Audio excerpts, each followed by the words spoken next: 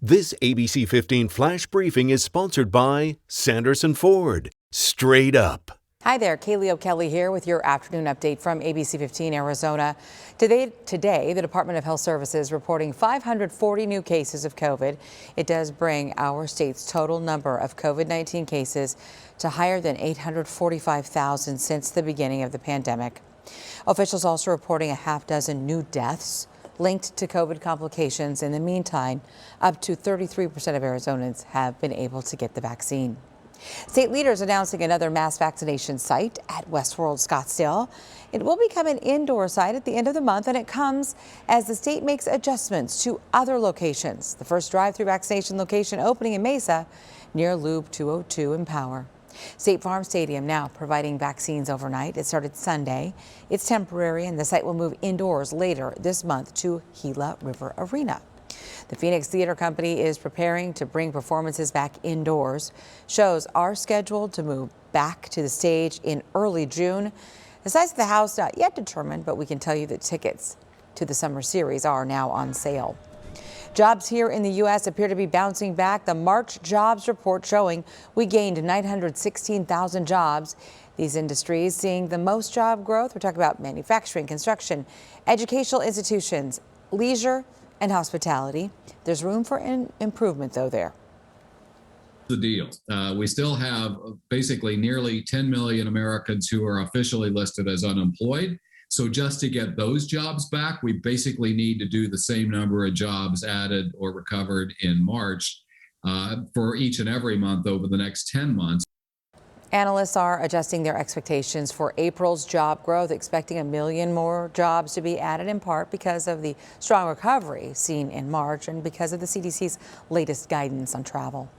Governor Doug Ducey signing into law new legislation giving businesses and nursing homes a broad shield from lawsuits all tied to COVID-19. It raises the bar for winning lawsuits. Instead of just proving negligence, plaintiffs would have to prove willful misconduct or gross negligence by clear and convincing evidence. Civil rights groups have been pushing for greater civilian oversight of policing. Now state legislators and police unions are pushing back. Two bills could get a final vote in the state Senate this week. One bill would require boards that investigate police misconduct or discipline officers to fill 2/3 of their seats with sworn police officers. Now, the other bill would require civilian review board members, regardless of powers, to first obtain 80 hours of college-level police training. And critics say these are attempts to stack police accountability boards with police instead of concerned community members. We think that the requirements outlined in the bill are a bridge too far and will have a chilling effect on the public's ability to participate on these boards. These are people who say the cops are systemically racist and covering up all their misconduct. These are not the people who I think I would put the careers and futures of our police officers in the hands of. Well, that's State Representative John Kavanaugh of the Fountain Hills area. And he says, like doctors regulating doctors, police should continue to regulate police. But it's a lack of community trust in the police to properly discipline themselves that did lead to the creation of these civilian review boards. You know, it's Arizona Gives Day, a 24-hour virtual event raising money for nonprofits across our state. Today, we are featuring Duet, Partners in Health and Aging, an organization that focuses on seniors in Arizona. And their goal is to raise $12,000 to continue to provide services to homebound adults and family caregivers. Organization is shifting a lot of its work during the pandemic. So rather, for instance, than taking seniors to grocery shopping, where they would be more susceptible to contracting COVID, our volunteers either did the shopping for them and delivered the groceries, or we started ordering groceries online, and then the volunteers would pick them up and deliver them. And you can always donate. You can do this in two ways: directly through a nonprofit, through the Arizona Gives website, or create a fundraising page for an organization.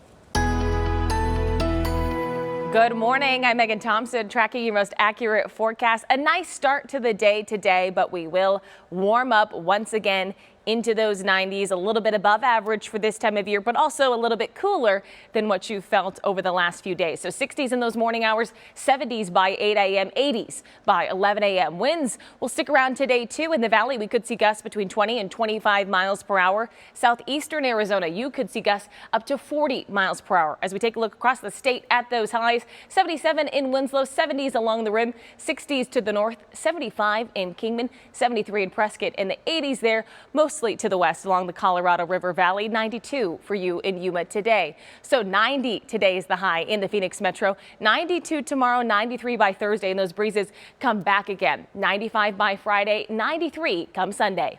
And we have another update for you tonight. Until then, get the latest news, weather, and traffic at ABC15.com or by downloading our free mobile app. Make it a great day.